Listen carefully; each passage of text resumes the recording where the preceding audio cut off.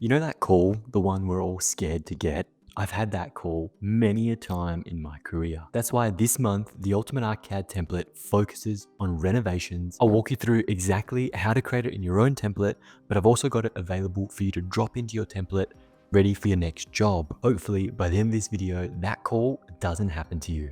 Here's the mistake I made many years ago. Copy the plans. From existing to demolition to proposed, 3 different sets of architectural plans. One oversight, 3 sets of drawings with nothing talking to each other. And when you have to change one more thing, you have to change all 3. And chances are you're going to forget at least once. And that one time is that phone call waiting to happen. 3 drawings, 1 model. So here we have our existing drawing, our demolition drawing, and our proposed construction. All 3 completely different. This isn't a party trick. This is what stops us getting that annoying call at the end of a busy week. Before we go too far ahead, I want to take a quick pause because I know what a lot of you are already thinking. David, ArchiCAD already has renovation filters built in. Yeah, it does. And it barely functions straight out the box. So there's so many things we need to do and we need to fix before you can use it confidently in your projects. So first things first, we need to have 3 different renovations. Up the top here in the top right, you'll see I have my ground floor existing, which is our existing plan. So zooming in, our existing plan shows our pitched roof, all of our windows and everything in between. We can right click and show as trace on our proposed ground floor plan so that you can see what's going to happen in the future and you can always plan ahead. So that's a great trick if you've never used ArchiCAD before.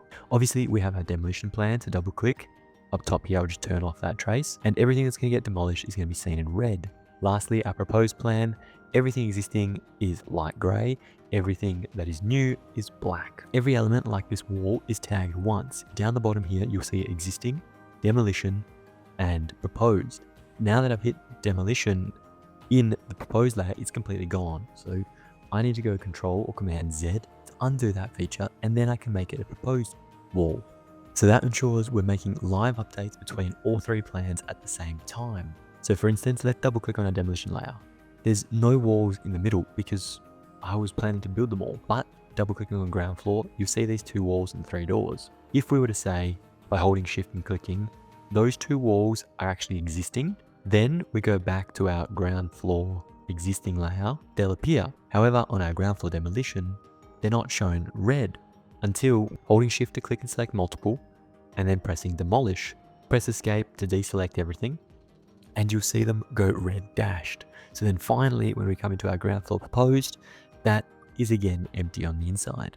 That's a very, very quick high-level summary of how to use this feature, but let's now go into how to set it up properly. This is the part that cost me so many late nights this last month, trying to set it all up, perfecting it, making sure it works well. Down the bottom, we go into our renovations, we click Show Renovation Filters, and then this pop-up window will appear. Each one has different settings and parameters. So I'll go ahead and expand that out. Let's click on existing and start from the very beginning. With our existing, we want to make sure that existing elements are shown. Then we want to make sure our elements to be demolished are shown and our new elements are hidden. This is very, very simple. The logic behind it is it's our existing model. We need to show everything that's there and not going to be there, but we definitely don't need to show what we're planning just yet.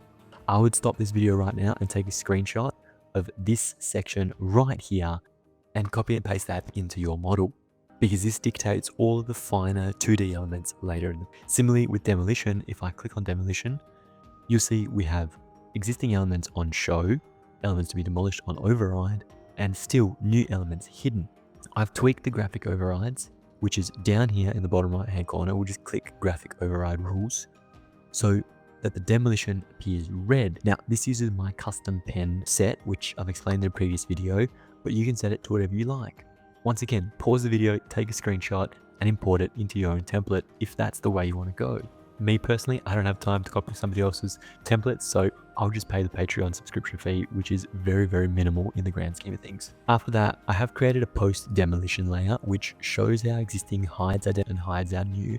This is an interim plan. Some people like to see this because it gives them a bit of confidence of what is what, but it's not something I use too often. Instead, I jump to the proposed construction straight away. In this scenario, you'll see our existing is overridden because I actually want to bring it to the back. Our demolished is hidden completely and our new is shown. Unlike Demolition, our new doesn't have a graphic override. So if we go into graphic overrides and you see new elements, none of these elements are ticked, nothing is changed because I want the actual default settings from ArchiCAD to take precedent, meaning my wall construction, my wall typologies, my slab typologies, they're all coming as they're meant to come through. And the best thing is I haven't just eyeballed this on the screen. That's the worst thing you can do with alteration addition projects. If we come up to my layout book, I've created 3 new pages: existing ground floor plan, demolition ground floor plan, and proposed ground floor plan, each one with their own unique keynotes already attached to them. So on our ground floor existing plan, we could simply come in, drag and drop our existing ground floor plan straight onto it, adjust our view window, but then I've gone ahead and printed this multiple times to make sure the existing plans, once they're moved into a proposed ground floor section, so let's drag and drop the proposed ground floor plan in, these lighter lines are still visible when you're printing them, because if you make things too light, it doesn't print and the builders can't see the information. So that's why it's critical you print every page when setting up your existing and renovation filters. If you made it this far, you already care way more than most people watching. So thank you first of all, because this next bit is the boring part nobody wants to do in their templates, which is exactly the part that is going to save you so much time and stress. Existing demolition proposed, all the view sets set up and saved, so you never have to do them again. And if you don't need them, you just close them for that project. Like I just did, you drag and drop them into a layout and you're done. So let me go through it and explain this. In our view map, I've created an existing folder, a demolition folder, and a proposed design stage folder. I also have a proposed construction stage folder. As you'll see, the proposed design stage folder only has a few plans, whilst the proposed construction folder has a lot more. So just focusing on design at this point in time, you'll see there is already detailed and designed existing demolition, proposed plans, site plans, footing plans, first floor plans, roof plans, everything you need to move faster. So this section alone took a little while to put together, but it's there ready for you guys to go. If you haven't set this up, it's super easy. We go into the top right hand corner and we go show organizer. After that, all you're doing is duplicating your stories. So for instance, this ground floor plan, all I had to do was drag and drop it over into my plans, which copies it over. You right click, you rename to whatever you need. So roof plan existing in this scenario, and then you'd move into that plan. After that, you go into settings and you make sure a couple of things are correct for that particular view. First thing, you want it to be called the right thing so you know what it is next time around. Second, you want to make sure your pen sets are correct. So I've got black, white, color, which is the ultimate ArchiCAD template setup. And then the renovation status is set to existing. That's the critical element. Because if we go okay, then we go back to our proposed, double clicking there, settings, you'll see it's proposed construction on this renovation filter. So that's what differentiates those automatically between each other. I'll jump in the middle here because how you download this template actually matters. You've got 2 choices. One, you can download it from Patreon for $19 a month. That means you're subscribed to the template and every month a new update comes out, you get it straight to your inbox. Alternatively, you can either jump on Patreon or my website and download the perpetual version, meaning lifetime access, lifetime free upgrades for $249. Because let's be honest, nobody really likes a subscription. These prices will change towards the end of the year, so just be mindful how long you wait before subscribing or before downloading. Once you've paid your membership, you're locked into that price. So the earlier you're in, the better it is for you guys. And here's where we get even nerdier. You know, I've already made plenty of keynotes, something like 400 for you guys in this template.